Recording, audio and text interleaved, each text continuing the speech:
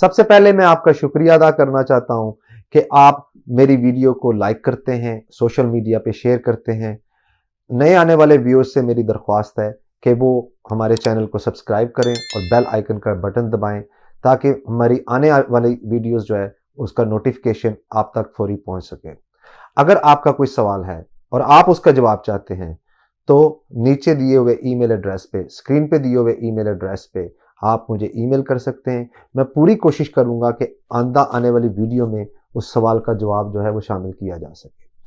Now, the purpose of this video is just to provide the information. It is not a legal advice. अगर आपको legal advice चाहिए तो आप किसी qualified solicitor से रब्ता करें। वो आपके केस को देखते हुए आपको बेहतर गाइड कर सकता है। मैं उम्मीद करता हूं कि बाकी वीडियोस की तरह आपको ये वीडियो भी पसंद आएगी और आप इसको सोशल मीडिया पे वैसे ही शेयर करेंगे जैसे आपने पहले वीडियो शेयर किए हैं। Once again, thank you very much for watching this video. Welcome to my video. मैं हूं सैयद अफाक हसन और आज हम बात करेंगे एमनेस्टी अपडेट्स के ऊपर। मेरे पास बहुत से सवाल आ रहे हैं कि एमनेस्टी कब आएगी और उसकी कोई डेट्स क्या गवर्नमेंट ने अनाउंस की है, होम ऑफिस ने अनाउंस की है या नहीं की।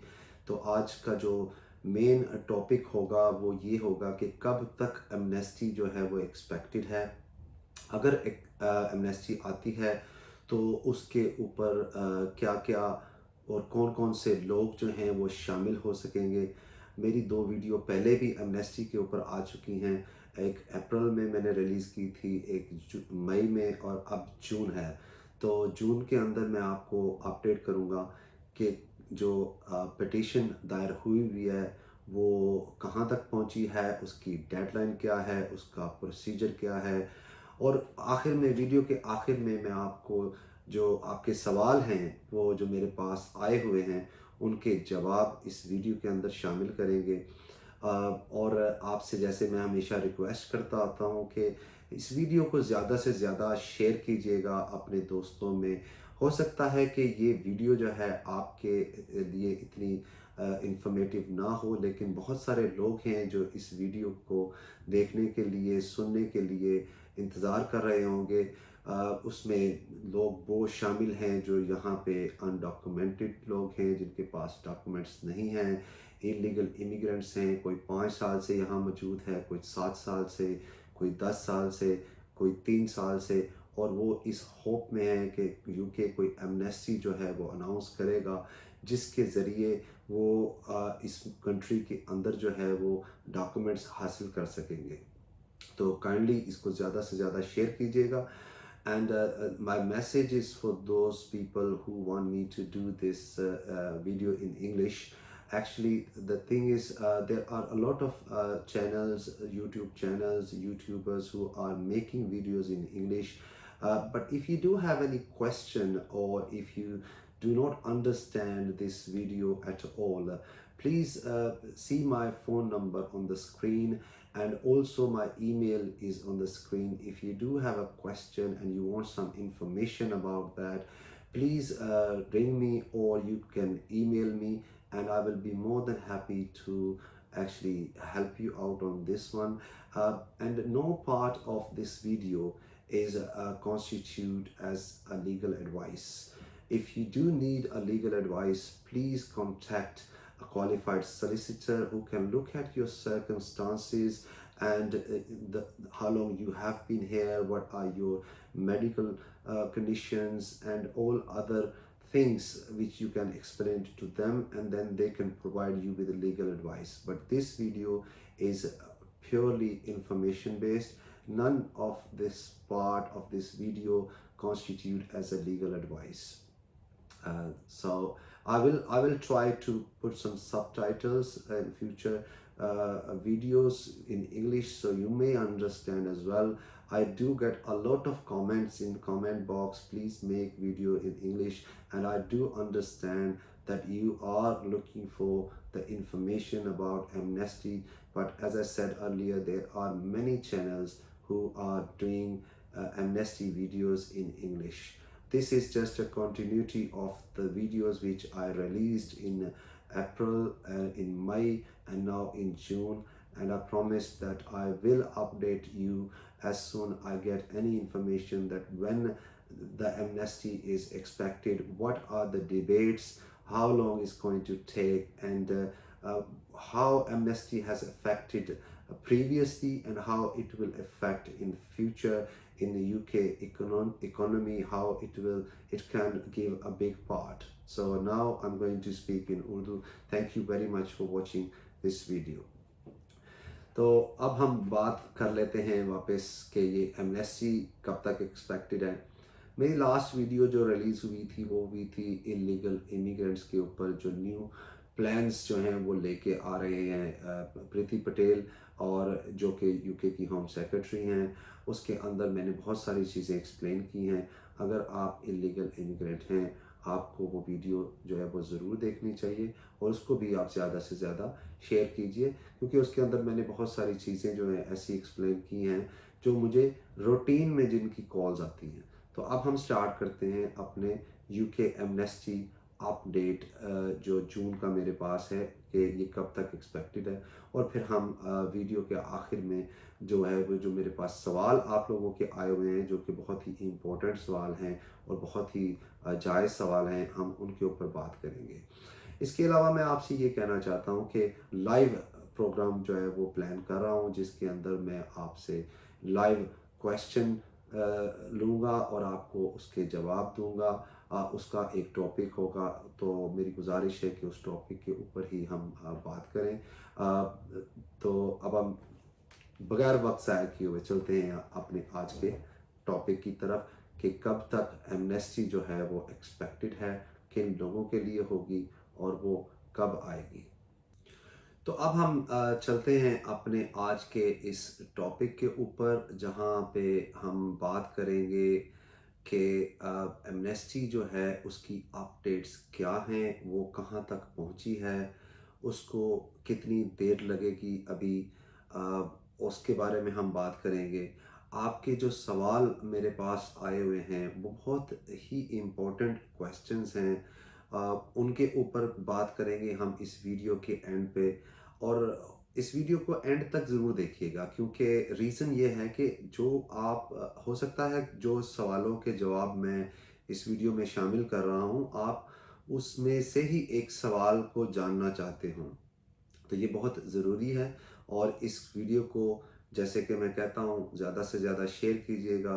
अगर आपको अच्छी लगे तो लाइक कीजिएगा। और अब हम स्ट्रेट अवे चलते हैं कि क्या एमनेस्टी की अपडेट अभी तक की क्या है जून में।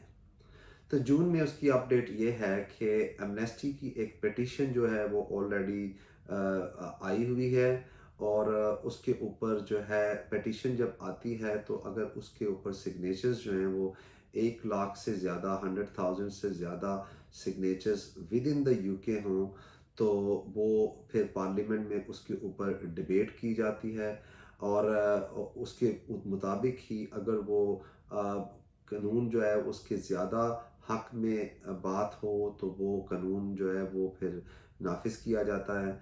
अभी तक उसके ऊपर 1 लाख से ज़्यादा सिग्नेचर हो चुके हैं, लेकिन ये वेरीफाई नहीं किया जा सकता अभी तक कि वो सिग्नेचर जो हैं वो क्या विद इन द यूके ही हैं या डिफरेंट कंट्रीज से भी उसके ऊपर सिग्नेचर हुए हैं। तो उसकी जो डेडलाइन है वो 14 जुलाई है। 14 जुलाई तक ये पिटीशन जो है जिसका नाम ये है कि जो भी यूके में इलीगल इमिग्रेंट हैं उनको फौरी तौर पर 5 साल का जो है वो एमनेस्टी दे दी जाए, ताकि वो जो है उनकी जो सफरिंग है, जो इलीगल इमिग्रेंट्स जो हैं जो सफ़र कर रहे हैं, उसका एंड हो सके। तो 14 जुलाई तक इसको वेट किया जाएगा। उसका जो लिंक है वो मैं इस वीडियो में ज़रूर शेयर करूँगा। तो आपसे गुजारिश भी करूँगा कि उसको आप, अगर आप चाहते हैं कि ये पिटीशन जो है वो कामयाब हो, इसके ऊपर जो है पार्लियामेंट में डिबेट हो, तो आप ज़रूर जाके उसको सिग्नेचर कीजिए, ताकि ये ज़्यादा से ज़्यादा सिग्नेचर हों और इसके ऊपर डिबेट हो सके। अब डिबेट का प्रोसेस ये होता है कि उसके अंदर, पार्लियामेंट के अंदर जो है वो बात की जाती है कि क्या इस कानून को लाना चाहिए या नहीं लाना चाहिए। गवर्नमेंट का रिस्पॉन्स ऑलरेडी इसके ऊपर आ चुका है। वो गवर्नमेंट का कहना ये है, यूके गवर्नमेंट का कहना ये है कि ऑलरेडी जो लॉज हैं वो एग्जिस्ट करते हैं, जिसके अंदर अगर किसी ने कोई क्रिमिनल ऑफेंस नहीं किया and he has been here for long, तो उसको जो है वो रेजिडेंस मिल सकती है। अब जुलाई में अगर 14 जुलाई को ये एंड हो रही है पिटिशन, तो उसके बाद कितना वक्त लगेगा? उसके बाद इसको 2 महीने, 3 महीने, 6 महीने, कोई टाइम भी लग सकता है। लेकिन उसका टाइम स्केल जैसे ही क्लियर होगा, जैसे ही कोई नया कानून आएगा एमनेस्टी को लेके, मैं आपको जुलाई में इसके ऊपर अपडेट करूँगा। जैसे मैं आपसे हमेशा प्रॉमिस करता हूँ कि जैसे ही कोई इन्फॉर्मेशन आएगी एमनेस्टी को लेके, तो मैं आपको अपडेट करूँगा। मुझे बहुत ज़्यादा कॉल्स आ रही थी इसको लेके कि जी आपकी एमनेस्टी के ऊपर एक वीडियो आई है, और 2 वीडियोज़ हैं, लेकिन उसके अंदर अभी तक ये क्लियर नहीं कहा गया कि वो कब तक एक्सपेक्टेड है। तो उसकी एक्सपेक्टेशन आप किसी अभी जुलाई के बाद 3 से 6 माह के अंदर जो है वो आपको उसकी अपडेट जो है वो मुकम्मल अपडेट कि क्या उन्होंने उसके ऊपर पॉलिसीज़ लाई हैं या लाएंगे, वो हमारे पास आ जाएगी। जैसे ही आएगी तो मैं उसको आपको अपडेट ज़रूर करूँगा। So you will still have to wait till 14th of July unless you hear further from me according to the deadline के कितने signatures हुए हैं और क्या वो डिबेट होने वाली है कि नहीं होने वाली। मीनवाइल जब मैं ये बात कर रहा हूँ कि एमनेस्टी की अपडेट ये है, तो और सवाल भी मेरे पास आते हैं कि जी क्या एमनेस्टी जो है वो 5 साल को, 7 साल को, 8 साल को।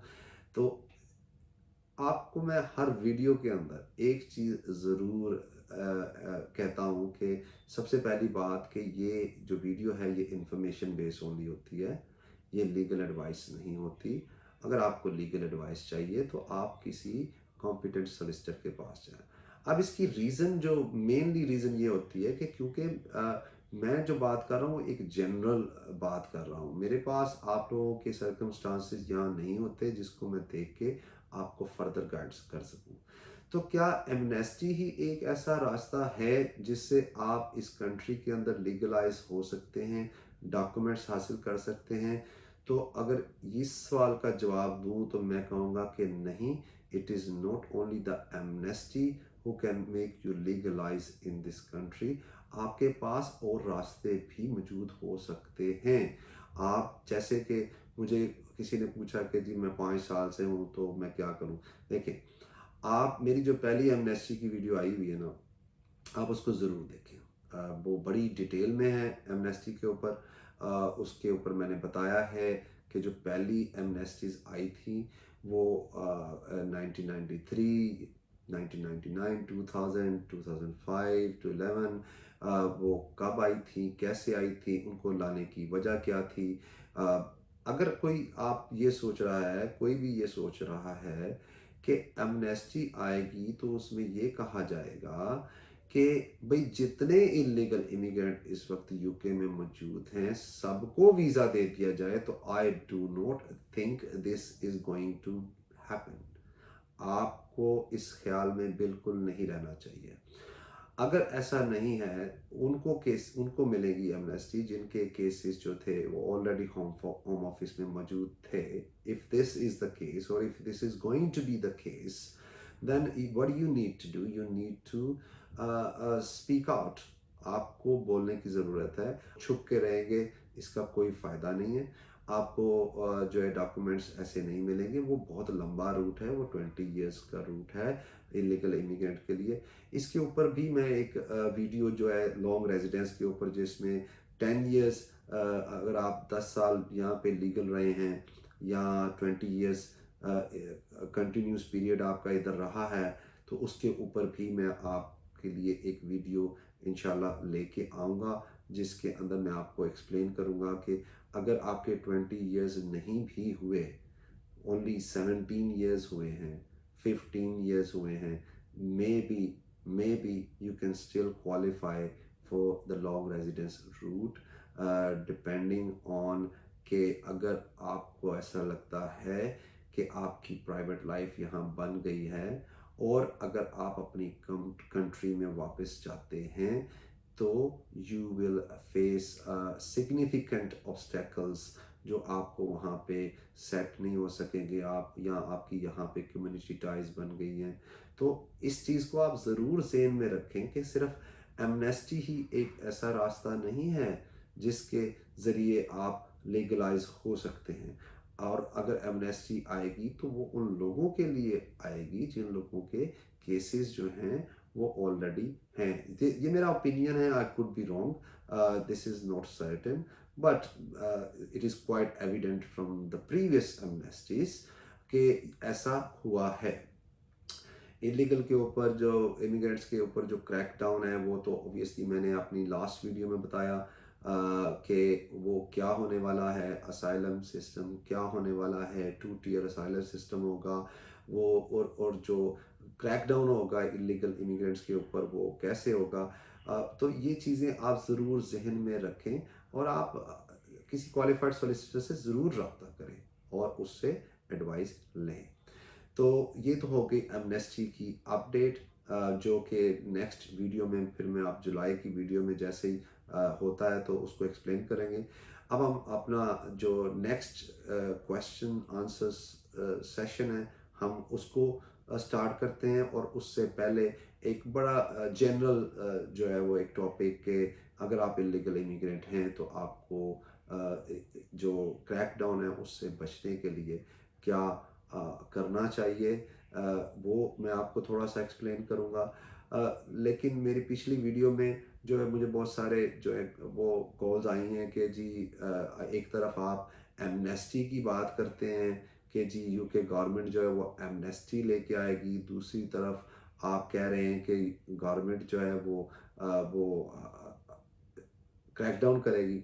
तो जी बिल्कुल आपने ज़रूर सुना होगा कहीं पे कि तूफ़ान आने से पहले समंदर में एक खामोशी आती है इससे पहले कि वो तूफ़ान आए। तो वो खामोशी जो थी ये लास्ट 1 साल जो पैंडेमिक का साल रहा है जिसके अंदर कोई ऐसा क्रैकडाउन नहीं किया गया, तो मैं उसको खामोशी ही कहूँगा। और जहाँ तक बात रहेगी एमनेस्टी की, तो एमनेस्टी जो है वो अपनी जगह है, लेकिन जो यूके के करंट लॉज हैं जिसके मुताबिक उनके टारगेट्स हैं वो उन्होंने अचीव करने हैं। तो मैं आपको वही इंफॉर्मेशन प्रोवाइड करता हूँ जो जो मुझे हासिल होती है। देखिए एमनेस्टी एक डिफरेंट चीज़ है, क्रैकडाउन एक डिफरेंट चीज़ है। अब मुझे ये समझ नहीं आती कि मैं आपको ये किस तरह से एक्सप्लेन कर सकता हूँ कि आप एमनेस्टी को और इलीगल इमिग्रेंट के ऊपर क्रैकडाउन को कंपेयर नहीं कर सकते। वो दोनों डिफरेंट चीज़ें हैं, वो अपनी जगह है और वो अपनी जगह है। तो अब हम बात कर लेते हैं थोड़ी सी, जो लोग इस वक्त इलीगल इमिग्रेंट यहाँ मौजूद हैं उनको जो है कैसे हेल्प मिल सकती है। उसके लिए अब बहुत सारी चैरिटीज़ मौजूद हैं, बहुत सारे जो लीगल एड मौजूद हैं, आप उनसे रब्ता कर सकते हैं, आप बहुत किसी भी सॉलिसिटर से रब्ता कर सकते हैं। तो उसकी एग्जांपल मैं ऐसे दूंगा कि फ़र्ज़ करते हैं कि एक बंदा यहाँ पे 10 साल से मौजूद है या 5 साल से मौजूद है और वो पाकिस्तान से आया था स्टूडेंट वीज़े के ऊपर, और अब उसके बाद उसका वीज़ा एक्सपायर हो गया और उसके बाद उसने असाइलम कर लिया। किसी ने उसको ये सजेस्ट किया कि असाइलम कर लो, या वो डिटेन हो गया तो वहाँ पे असाइलम कर लिया। असाइलम करने के बाद वो वहाँ से जब निकला तो उसके बाद कभी वो होम ऑफिस के पास वापस गया ही नहीं, साइन ऑन करने गया ही नहीं, क्योंकि he was scared like if he goes back to home office for sign on then they may detain him and deport him back to wherever he belongs to। तो उसका फियर तो ठीक था, लेकिन उसके जो एक इमिग्रेशन हिस्ट्री है, उसकी क्रेडिबिलिटी है, उसके ऊपर अब एक क्वेश्चन मार्क आ गया। तो अब आपको उसके ऊपर ओबियसली रिमूवल ऑर्डर हो सकता है उसके इशू हो गया हो, और कईयों का तो हो सकता है कि शायद अप्रूवल आ गई हो या फर्दर उन्होंने डॉक्यूमेंट्स मांगे हों। तो अगर इस तरह का कोई केस आपके पास है तो आप डेफिनेटली उसको परस्यू करें, ना कि आप फियर में बैठे रहें।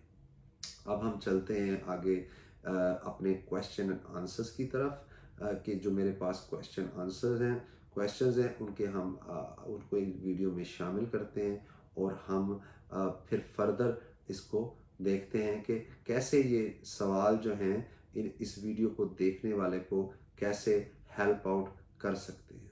तो जी, सबसे पहले हम सवाल को शामिल करते हैं। मेरे से किसी ने पूछा है कि क्या अगर कोई एमनेस्टी आती है तो जो लोग यहाँ पे साइन ऑन कर रहे हैं पास्ट 10 years से, क्या वो उसको एज एन एविडेंस यूज़ कर सकते हैं कि वो इतने अरसे से यूके में मौजूद थे? तो ये वो ही क्वेश्चन है जो अक्सर मैं आपको अपनी वीडियोस के अंदर बहुत ज़्यादा कहता हूँ कि आप अपने एविडेंस इकट्ठे करें। अगर आप इस कंट्री में मौजूद हैं तो कोई मोबाइल बिल, कोई होम ऑफिस की कॉरस्पॉन्डेंस, या कोई भी ऐसी चीज़, कोई ऑनलाइन बैंक अकाउंट, कोई भी ऐसी चीज़ जो ये साबित कर सके कि क्या आप इस कंट्री में उस वक्त से मौजूद थे। उसकी रीज़न, क्योंकि जब 1993 में या 2000 में एमनेस्टी आई तो उन्होंने ये कहा कि जो लोग इतने अरसे से मौजूद हैं उनको ही एमनेस्टी दी जाएगी, उन्हीं के केसेस हुए। तो वो जब when it comes to this कि you have to prove your residence here, then you need some evidence. तो जी, आपके सवाल के मुताबिक, अकॉर्डिंग टू माय इंफॉर्मेशन, जी बिल्कुल, अगर आप 10 साल से साइन ऑन कर रहे हैं तो वो एक आपका एविडेंस मौजूद है, क्योंकि आपको हर महीने में एक बार या 2 बार कहते होंगे कि आप वहाँ पे जाके साइन करके आएँ, तो जी बिल्कुल आपका ये एविडेंस बन सकता है। अब हम चलते हैं अपने दूसरे सवाल की तरफ। दूसरा सवाल मेरे पास ये है कि क्या मैं यहाँ पे 4 साल से मौजूद हूँ, तो क्या अगर कोई एमनेस्टी आती है तो क्या उसमें मैं फॉल करूँगा कि नहीं करूँगा? जी, इसका जवाब जो है मैं इस तरह से आपको एक्सप्लेन करूँगा कि जब मैं वीडियो में हर एक चीज़ को इतना क्लियर बताता हूँ कि जिसके अंदर मैंने बताया कि ये अभी तक फाइनल नहीं है कि एमनेस्टी अगर आएगी तो क्या वो 2 साल वालों के लिए आएगी, या 4 साल, या 5 साल, या 10 साल वालों के लिए आएगी। ठीक है, लेकिन एक चीज़ इम्पोर्टेंट है जो पहले सवाल का जवाब था कि you would have to prove कि आप इतने अरसे से यहाँ मौजूद थे। तो अगर 4 साल की बात करें तो जो मैंने अपने पहले भी अक्सर ये कहा है कि अकॉर्डिंग टू बोरिस जॉनसन की स्टेटमेंट के मुताबिक, उन्होंने जब बात की थी जब वो लंदन के मेयर थे, तो he said it that 5 years, that anyone who has been here for 5 years, तो वो 5 साल अगर यहाँ पे है तो आप उसको शामिल कर सकते हैं।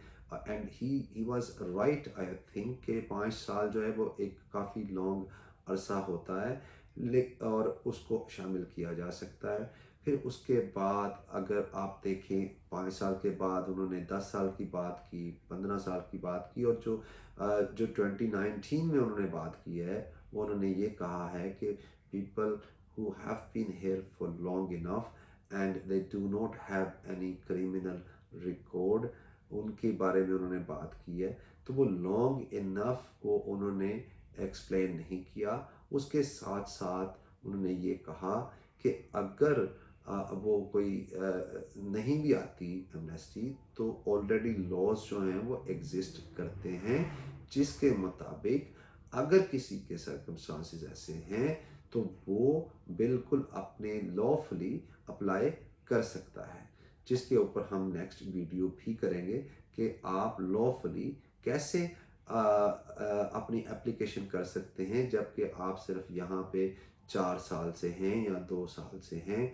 7 साल से हैं, 10 साल से, या 15 साल से। So there are other routes exist in the immigration policy जो आप ले सकते हैं और आप अपना केस कर सकते हैं।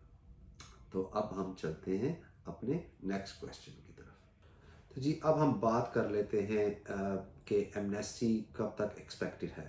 तो मुझे थोड़ा सा आपको ये बताना होगा सबसे पहले तो कि एक पिटिशन है जो कि ऑलरेडी जो है वो चल रही है। उसकी जो डेडलाइन है वो 14 जुलाई है। उस पिटिशन में ये कहा गया है कि जो लोग भी यहाँ पे इलीगल इमिग्रेंट हैं उनको फौरी तौर पर जो है वो 5 साल की एमनेस्टी दे दी जाए।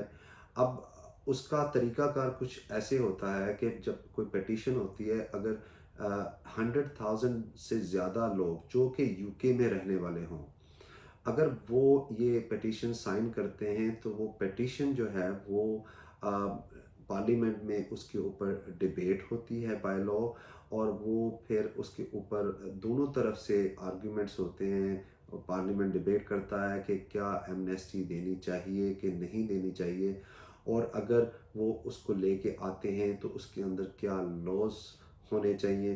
तो उसकी जो डेडलाइन है पिटीशन की वो 14 जुलाई है।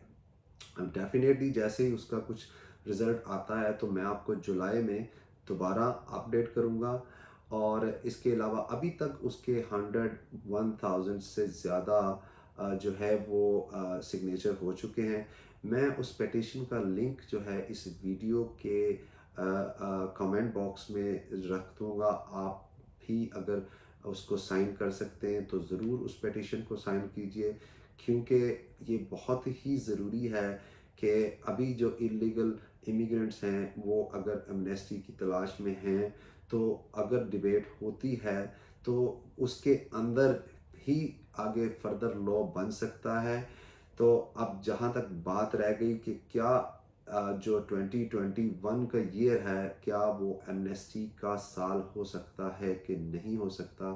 तो जी बिल्कुल, अभी तक जो है 1,01,000 जो है वो साइन हो चुके हुए हैं। तो आपको भी जो है इसको साइन करना चाहिए ताकि इसके ऊपर डिबेट हो और फर्दर गवर्नमेंट जो है कोई नई पॉलिसी एमनेस्टी के हवाले से लेके आए। जैसे गवर्नमेंट जो है वो असाइलम के हवाले से पॉलिसीज़ लेके आ रही है, इलीगल इमिग्रेंट्स के हवाले से पॉलिसीज़ आ रही हैं, तो आपको ये ज़रूर साइन करनी चाहिए। अब हम आगे बात कर लेते हैं कि अगर 14 जुलाई तक उसकी डेडलाइन है तो क्या एक्सपेक्टेड है। तो उसके बाद 14 जुलाई को वो डिसाइड करेंगे कि क्या ये जो सिग्नेचर्स हैं ये सही सिग्नेचर्स हैं, फेक तो नहीं है, यूके के अंदर से हैं। और अगर डिबेट होती है तो थोड़ी देर 1 महीना 2 महीना वो उसकी डिबेट का टाइम रखेंगे। उसके बाद वो एक नया कानून लेके आएंगे जिसको वो स्क्रूटनाइज करेंगे, देखेंगे। और उसके अंदर कानून क्या आ सकता है, ये मैं आपको अपना ओपिनियन इसके ऊपर ऐसे दूंगा कि मेरे ख्याल से कानून ये आ सकता है कि आप एमनेस्टी दें लोगों को, लेकिन जैसे पहले किया गया था, जैसे कि मेरी प्रीवियस वीडियो जो एमनेस्टी के ऊपर बनी है उसके अंदर मैंने आपको बड़े ही अच्छे तरीके से एक्सप्लेन किया था कि जो 1993 में आई थी एमनेस्टी और जो 2000 में 1999 2000 में आई या 2005 में आई 11 तक गई, उसके अंदर उन लोगों को एमनेस्टी दी गई जो जिन लोगों के असाइलम के केसेस पेंडिंग थे, क्योंकि होम ऑफिस के पास बहुत ज़्यादा जो था वो बैकलॉग हो गया था। वो उसमें ये कहीं पे भी जिक्र नहीं किया गया कि जितने भी इलीगल इमिग्रेंट्स हैं सब के सब को एमनेस्टी दे दी जाए। तो आपके लिए अगर मैं if I were you what I would do, I may be अगर मैं इंटरनेट यूज़ कर सकता हूँ तो मैं जाके देखूँ किन लोगों को वो एमनेस्टी दी गई थी। आई डोंट थिंक कि कोई ऐसा कानून आने वाला है जिसके मुताबिक वो कहें जी कि 2 मिलियन लोग हैं, 3 मिलियन लोग हैं, सब के सब जो है वो आ जाएं और हम उनको जो है वो एमनेस्टी दे देते हैं। तो आई डोंट थिंक कुछ ऐसा होगा। लेकिन उसके अलावा मैं हमेशा आपसे कहता होता हूँ, हर वीडियो में कहता हूँ कि अगर आप यहाँ पे यूके में इलीगल मौजूद हैं और आपको लगता है कि आपको 4 साल हो गए, 5 साल, 7 साल, 10 साल, 12 साल, 16 साल, मेरे पास बहुत सारी कॉल्स ऐसी ही आती हैं जिसके अंदर वो मुझे एक्सप्लेन करते हैं कि मुझे इतने साल यहाँ पे हो गए हैं तो मुझे अब क्या करना चाहिए। देखें, मैं आपको एक बहुत ही क्लियरली एक चीज़ बताता हूँ कि जो पहली एमनेस्टी आई थी ना, उसके अंदर एक लीव थी, उसको कहते थे exceptional leave to remain. Now exceptional leave to remain का मतलब ये है कि आपका within immigration rule case नहीं बनता, लेकिन आउटसाइड ऑफ इमिग्रेशन रूल, जहाँ पे गवर्नमेंट जो है, होम ऑफिस जो है, अपनी डिस्क्रेशन को यूज़ करते हुए आपके जो सर्कमस्टांसेस है वो एक्सेप्शनल हैं। और दूसरा, आपको अगर if you been here for long enough, जैसे कि अगर कोई बंदा यहाँ पे 10 साल से है फॉर आर्ग्यूमेंट से, ठीक है, अब वो बंदे का जो इलीगल इमिग्रेंट का रूट है वो तो 20 ईयर्स का है। तो मैं इसके ऊपर एक प्रॉपर वीडियो हम करेंगे, ये जो लॉन्ग लॉन्ग रेजिडेंस का रूट है वो क्या है, वो कौन लोग उसमें क्वालिफाई करते हैं। लेकिन आप लोगों ने काफ़ी हद तक ये चीज़ सुनी होगी कि वो अगर आप इलीगल यहाँ पे रहे हैं, बगैर डॉक्यूमेंट्स के यहाँ पे रहे हैं, तो आपने प्रूफ ये करना है कि आप जो है वो 2001 से लेके 2021 तक, यानी कि 20 साल यहाँ पे आप रहे हैं। लेकिन ज़रूरी नहीं है कि आप 20 साल ही यहाँ पे रहे हो। अगर आप 16 साल रहे हैं, 17 साल रहे हैं, और आप ये प्रूव कर सकते हैं, और आपके जो सर्कमस्टांसेस हैं वो एक्सेप्शनल सर्कमस्टांसेस हैं, कंपैशनेट हैं, ग्राउंड्स हैं आपके पास, तो होम ऑफिस आपको ये विद इन अ रूल भी दे सकता है आपका वीज़ा, जहाँ पे आप अपना वीज़ा अप्लाई करते हैं। उसकी एग्जांपल मैं ऐसे देता हूँ कि let's say if you have health issues and your doctor says you are unfit to travel. Now अगर आप अनफिट टू ट्रैवल हैं तो आप तो वापस नहीं जा सकते। अगर आप यहाँ पे आए थे और आपके जो जो कम्युनिटी टाइज थी 10 साल से वो टूट गई हैं, पाकिस्तान से, इंडिया से, किसी और कंट्री से, तो आप जेन्युइनली अपना वीज़ा अप्लाई कर सकते हैं आपको। लेकिन प्रॉब्लम ये है कि हमारे साथ ज़्यादा मुझे जो देखने में आई है वो ये आई है कि वो एक फियर है कि अगर हम वीज़ा अप्लाई करेंगे तो शायद होम ऑफिस हमें डिपोर्ट ना कर दे। तो इसके लिए मैं आपको इतना कहूँगा कि जहाँ तक मेरा ख्याल है कि आपको अप्लाई करने से शायद होम ऑफिस वीज़ा दे सकता है, अगर आपके पास वैलिड रीजंस हैं कि why do you want to remain in the UK and why can't you go back to Pakistan और India, where you belong to, where you from. अगर आप उनको वैलिड रीजंस दे सकते हैं तो वो आपको जेन्युइनली आपको वीज़ा मिल सकता है। इसमें तो कोई मतलब ये होम ऑफिस की पॉलिसी है, ये उसकी गाइडेंस है। जैसे मैं अगर असाइलम का जिक्र अक्सर करता हूँ तो मैं असाइलम के कहता हूँ कि अगर आपने असाइलम अप्लाई किया और वो रिफ्यूज़ हो गया, आपका रेफ्यूजी स्टेटस नहीं बना, तो वो होम ऑफिस के पास गाइडेंस है कि if you do not qualify for as for the refugee status, you may qualify for discretionary leave to remain, exceptional leave to remain, आप उसमें क्वालिफाई कर सकते हैं।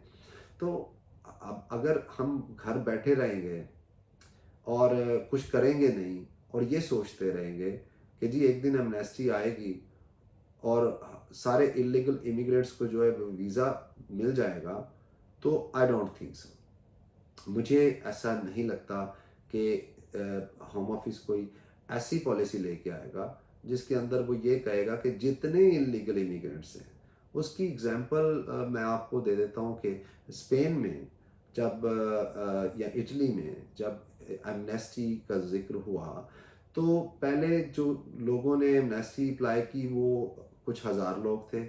फिर दूसरी बार जब स्पेन ने एमनेस्टी खोली तो वो उससे भी डबल हो गए, और तीसरी बार उससे भी ज़्यादा हो गए। यही हाल इटली का हुआ, यही सूरत हाल जो है वो यूके की है। तो ऑब्वियसली यूके गवर्नमेंट नोज कि आपको ऐसे ओपन कर देना बॉर्डर्स को कि जी आप आ जाएं और सबको हम एमनेस्टी दे देंगे, तो इस तरह तो ये एक लोगों के लिए, यूके तो पहले ही बहुत पॉपुलर डेस्टिनेशन है लोगों के लिए, क्योंकि यहाँ पे जो आसानियाँ हैं वो शायद यूरोप में नहीं हैं।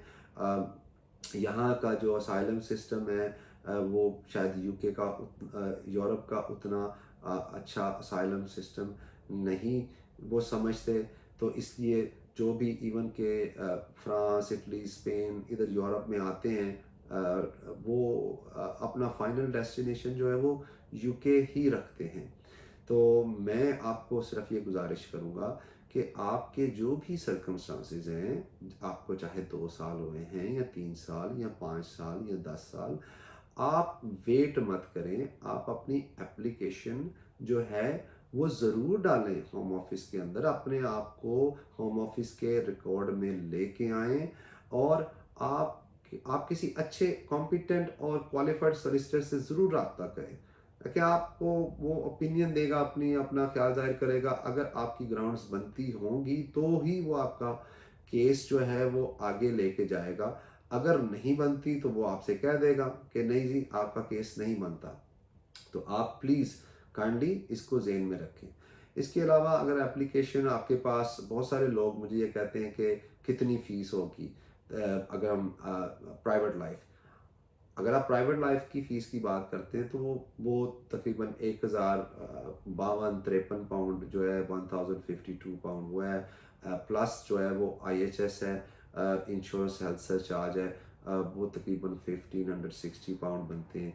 लेकिन जैसा कि मैं हर वीडियो में एक्सप्लेन करता हूँ कि अगर आपके पास फ़ीस देने के पैसे नहीं हैं, तो आपका जो सॉलिसिटर है, जो आपको एडवाइस करेगा कि you may apply for on private life grounds, तो या मेंटल हेल्थ इश्यूज ग्राउंड्स, किसी भी ग्राउंड्स के ऊपर, तो वो आपको एक एप्लीकेशन है जिसको हम फ़ी वेवर कहते हैं। फ़ी वेवर एप्लीकेशन वो आपकी कर सकता है, जिसमें वो होम ऑफिस से रिक्वेस्ट कर सकता है, इससे पहले कि वो आपकी मेन एप्लीकेशन डाले, वो होम ऑफिस से रिक्वेस्ट कर सकता है कि आपको वो आपकी फ़ीस माफ़ की जाए। और अगर आपकी फ़ीस माफ़ हो जाती है, so there is no harm at all for applying. आपको ज़रूर अप्लाई करना चाहिए, आपको किसी क्वालिफाइड सॉलिसिटर से ज़रूर रब्ता करना चाहिए, अपने सर्कमस्टांसेस उसको एक्सप्लेन करें, ताकि आप सिस्टम के अंदर आ सकें। तो एमनेस्टी के हवाले से, अगर एमनेस्टी आती है तो पॉसिबिलिटी ज़्यादा ये है, जो पिछले एमनेस्टीज में देखने में आया है, it is quite evident that only those people were eligible, और उन्होंने क्वालिफाई किया था जिनके असाइलम के केस जो थे होम ऑफिस में पेंडिंग थे। वो उन लोगों ने नहीं फ़ायदा उठाया कि जो लोग बाहर से बैठे हुए थे सिर्फ। तो आप ज़रूर अपना केस जो है वो डिस्कस करें और उसको अप्लाई करें, और आपको उसमें सक्सेस हो सकती है। अब हम बात कर लेते हैं नेक्स्ट के क्या जो एमनेस्टी आती है उसके लिए, अगर आपका केस पेंडिंग है तो क्या आपको मिल सकता है। अगर ह्यूमन राइट्स का पेंडिंग है, प्राइवेट लाइफ का पेंडिंग है, या आपका असाइलम का पेंडिंग है, yes there is possibility, because home office has done it previously. It's quite evident they had a lot of cases pending. जब उनके केसेस पेंडिंग थे तो उन्होंने ज़रूर उन लोगों को अकोमोडेट किया, और जिनके केस बनते थे उनको उन्होंने जो है एमनेस्टी के अंदर शामिल किया। अच्छा, जब हम एमनेस्टी की बात करते हैं तो मैं अक्सर आपको ये बताता हूँ कि देखें, एमनेस्टी ऑलमोस्ट आई हुई है, लेकिन वो इस तरह से नहीं आई कि वो कहीं सारे इलीगल इमिग्रेंट्स आ जाएं। नहीं, वो इस तरह से है कि जब आप अपना केस करते हैं तो वो जो होम ऑफिस के पास, केस वर्कर के पास गाइडेंस है, उसकी मुमकिना हद तक कोशिश होती है कि वो आपको वीज़ा दे, आपके सर्कमस्टांसिस को देखते हुए। अगर आपके एक्सेप्शनल सर्कमस्टांसिस बनते हैं या आपकी कोई कंपैशनेट ग्राउंड्स हैं, या आपकी प्राइवेट लाइफ है, या फिर क्योंकि होम ऑफिस के पास डिस्क्रेशन है, there is visa called discretionary leave to remain. तो आपको डिस्क्रेशनरी लीव टू रिमेन भी मिल सकती है। तो वो भी एक तरह से बेसिकली एमनेस्टी क्या है? When we talk about amnesty we say कि भाई आउटसाइड ऑफ इमिग्रेशन रूल्स, कि आपका वीज़ा बनता नहीं था लेकिन आपको वीज़ा दे दिया गया। तो इसके लिए अब मैंने पहले भी बहुत सारी एग्जांपल्स दी हैं। उसकी एग्जांपल मैं आपको ऐसे दे देता हूँ। एक कोई स्टूडेंट है, वो 2 साल पहले यहाँ पे आया और उसके बाद उसका वीज़ा एक्सपायर हो गया। अब वो वापस नहीं जा सका किसी वजह से। उसकी यहाँ पे शादी हो गई किसी ब्रिटिश सिटीजन से। तो उसके बाद वो उसके साथ रहा। तो उसने विद इन इमिग्रेशन रूल जो है वो अप्लाई किया कि जी मुझे मेरी शादी हो गई है। तो आप इस चीज़ को देखें, अगर आपके कंपैशनेट ग्राउंड्स हैं, अगर आपका पार्टनर जो है वो नहीं जा सकता पाकिस्तान क्योंकि वो इल है, या उसकी एक अपनी लाइफ है यहाँ पे, उसकी उनका कोई आगे बेबी हो जाता है, तो they they can understand, they will understand कि भाई हाँ भाई अब ये बंदा पाकिस्तान, वो बेबी तो पाकिस्तान नहीं जा सकता, वो ब्रिटिश लड़की या लड़का भी नहीं जा सकते। तो आपके पास ये ऑप्शन आ जाती है, now you have a exceptional circumstances कि जहाँ पे आपको वीज़ा अलाउड किया जाए। तो ऑलरेडी अमनेस्टी को सिर्फ यही नहीं है कि वो सबको बुला के तो वो कह दें आ जाओ जी सारे वीज़े ले लो, नहीं ऐसे नहीं है। तो आप अपना केस ज़रूर अप्लाई। इससे पहले कि हम चलें अपने क्वेश्चन और आंसर्स के ऊपर, एक बार रिक्वेस्ट करूंगा कि इस वीडियो को ज़्यादा से ज़्यादा शेयर कीजिएगा, क्योंकि जो नेक्स्ट क्वेश्चन और आंसर्स हैं वो बहुत इंपॉर्टेंट हैं। हो सकता है कि आप नहीं, कोई और इसको ढूंढ रहा हो और उसको ये इन्फॉर्मेशन चाहिए और आपकी वजह से उसको ये इन्फॉर्मेशन मिल जाए और उसको पता चल जाए कि हाँ भाई मुझे घर नहीं बैठे रहना, मुझे अप्लाई करना है। उसके लिए मैं एक बात कहता होता हूँ कि एक मिसाल है कि पंजाबी की मिसाल है कि असी मरना भी नहीं है तो सानू जन्नत भी चाहिए है। तो ये पॉसिबल नहीं है। We we have to work, we have to do what it is required to do. हमें जो करना चाहिए वो हमें करना है, तभी हम अपने गोल, अपने ऑब्जेक्टिव को जो है वो फुलफिल कर सकेंगे। तो अब हम बगैर वक्त ज़ाया किए हुए जो है वो अपने सवालों और जवाबों पे चलते हैं। और उसके अंदर सबसे पहला जो सवाल मैं शामिल करूँगा वो ये है कि जो आज का टॉपिक भी था कि कब तक एमनेस्टी जो है वो एक्सपेक्टेड है। तो मुझे उम्मीद है कि अगर आपने ये वीडियो अभी तक पूरी देखी है तो आपको इस सवाल का जवाब मिल गया होगा कि अभी पिटीशन जो है वो, उसकी जो डेडलाइन है वो 14 जुलाई 2021 है। उसके बाद अगर 100,000 से ज़्यादा सिग्नेचर हो जाते हैं तो उसके बाद पार्लियामेंट में डिबेट होगी, उसके बाद कानून बनेगा। तो आप एक्सपेक्ट कर सकते हो एनी सून और may be in this year कि आपको एमनेस्टी के ऊपर कोई ना कोई अच्छी न्यूज़ मिल सकती है, क्योंकि उन्होंने बहुत क्लियरली कहा है। और ये कोई ऐसी बात नहीं है कि जो वो गलत बात कर रहा है कि मेरे ओपिनियन से भी, मेरे ख्याल से भी इलीगल इमिग्रेंट्स को जो है वो जिनके पास डॉक्यूमेंट्स नहीं हैं उनको डॉक्यूमेंट्स दे देने चाहिए। और वो उसका फ़ायदा, जैसे मैं अक्सर कहता हूँ, फ़ायदा ये होगा वो टैक्स सिस्टम में आएंगे, वो अपना टैक्स पे करेंगे, उससे जो है वो यूके को फ़ायदा होगा, उसकी इकोनॉमी को फ़ायदा होगा। अगर उसकी कोई फ़ीस रखनी है तो वो फ़ीस भी आएगी। तो इससे इससे यूके को फ़ायदा ही है। ब्रेग्ज़िट के बाद जैसे कि आप जानते हैं कि जो शॉर्टेज होगी, अभी अभी जो नया ईयू का लॉ आ रहा है वो उसके ऊपर भी हम एक ईयू वर्क स्कीम के ऊपर बात करेंगे। वो एक अपने आप में एक बहुत बड़ा टॉपिक है, उसके ऊपर भी हम बात करेंगे। जहाँ तक रहेगी आपके सवाल के जवाब की बात, तो आपका सवाल का जवाब यह है कि जी अभी आपको थोड़ा इंतज़ार करना होगा, लेकिन there are things in pipeline. और मैं आपको ज़रूर अपडेट करूँगा जैसे ही कोई ऐसी न्यूज़ आती है। तो अब इसके साथ हम शामिल करते हैं आज का दूसरा सवाल। दूसरा सवाल ये है कि मैं यहाँ पे स्टूडेंट आया था 2007 में, मेरा वीज़ा 2013 तक का था और उसके बाद वो इल्लीगल हो गया और वो वापस नहीं जा सका कुछ हालात की वजह से। तो क्या अगर कोई एमनेस्टी आती है तो मुझे वीज़ा मिलेगा कि नहीं मिलेगा? तो भाई आपके लिए भी यही मेरा आंसर है कि अभी जो चीज़ें हैं वो कुछ क्लियर नहीं हैं।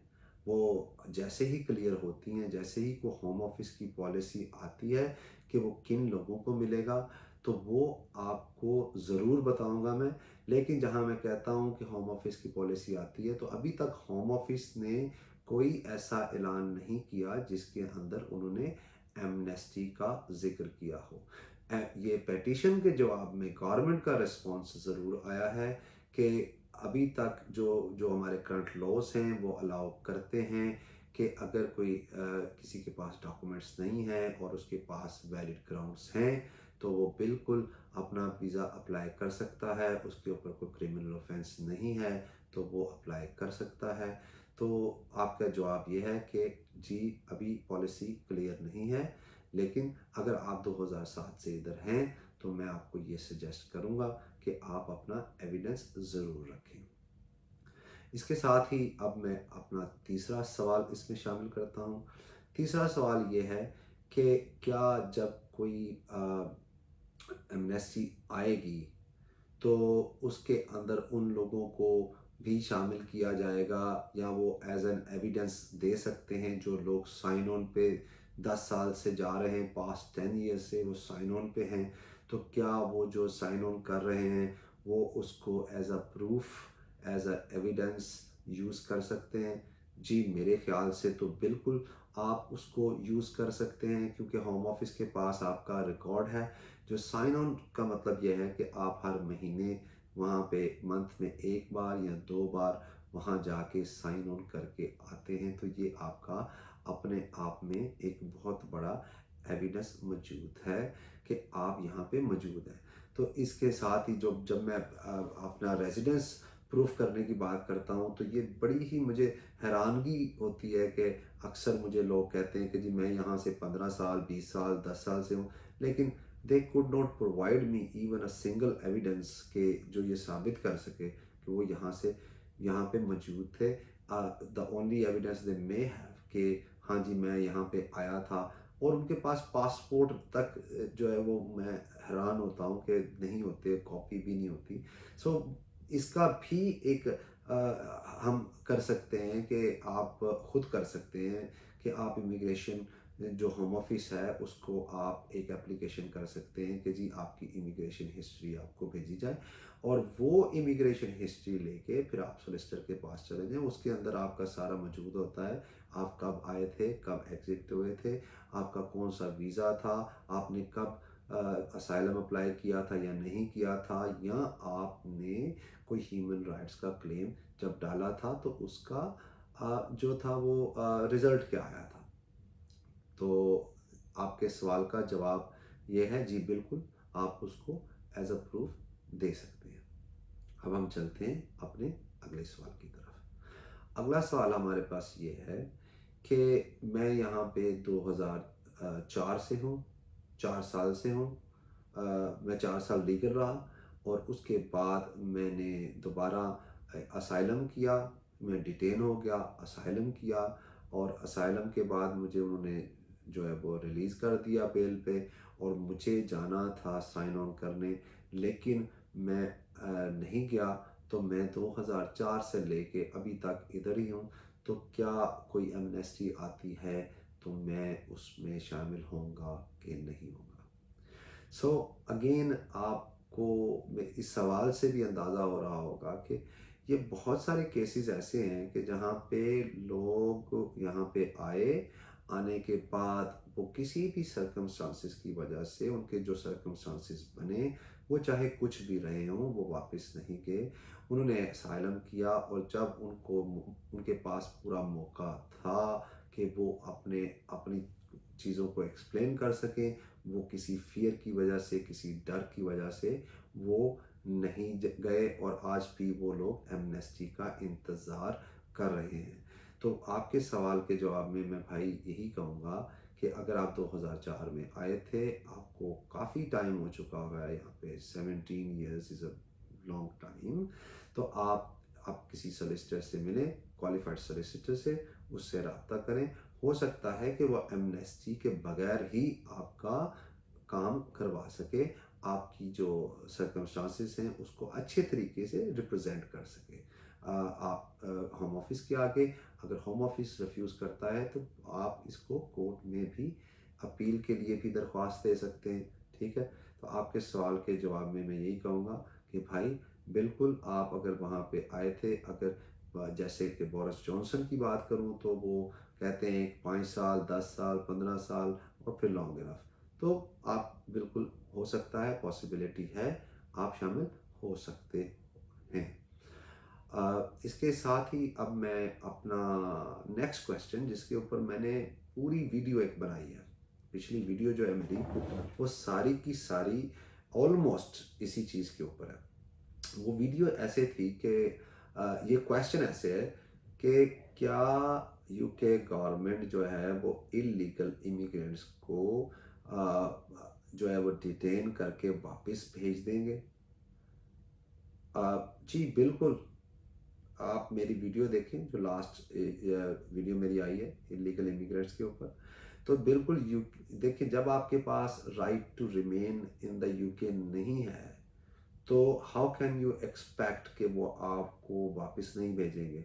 वो डेफिनेटली जो है वो उनकी पॉलिसी है कि जिन लोगों के पास राइट टू रिमेन नहीं है, यहाँ पे यूके में रहने का राइट नहीं है, अगर वो उनको पकड़ते हैं, जैसे और देखें, लास्ट में वीडियो में बताया था, फिर बता रहा हूँ, अभी पुलिस के पास भी पावर्स हैं, और ये कोई नई पावर्स नहीं है, पुलिस को पावर्स दे दी गई हुई हैं कि जब पुलिस आपको रोकती है, अगर आप पैसेंजर भी हैं, not just because you are a driver, तो आप किसी के साथ ट्रैवल कर रहे हैं और पुलिस आपको स्टॉप करती है, तो police can check your immigration status and inform the home office accordingly. तो इसको ख़ास ख्याल रखें, अगर आपका केस डला होगा, पुलिस आपको स्टॉप करेगी, तो एटलीस्ट यू कैन से कि जी मैंने अपना केस डाला हुआ है और मैं उसका वेट कर रहा हूँ। आपके पास आपके सॉलिसिटर का नंबर भी हो सकता है, आप उसको कहते हैं if you want to confirm, well, आप सोलिसिटर से भी उसकी बात करवा सकते हैं, और वो खुद भी इमिग्रेशन के अंदर चेक कर सकता है कि क्या आपका कोई केस पेंडिंग है या नहीं है। तो आपका सवाल, क्या यूके गवर्नमेंट जो है वो इलीगल इमिग्रेंट्स को वापस भेजेंगे? जी बिल्कुल, आपका सवाल का जवाब है कि जी बिल्कुल, जिसके पास राइट टू रिमेन नहीं है उसको वो वापस भेज देंगे। अब हम चलते हैं अपने अगले सवाल की तरफ। जी, अगला सवाल ऐसे है कि उसमें मेरे से पूछा गया है कि क्या जिनके केसेस सिर्फ होम ऑफिस में पेंडिंग हैं उनको ही एमनेस्टी दी जाएगी, या जिन लोगों के केसेस कोर्ट में जा चुके हैं और वो अपने अपील का वेट कर रहे हैं, क्या उनको भी एमनेस्टी में शामिल किया जाएगा कि नहीं?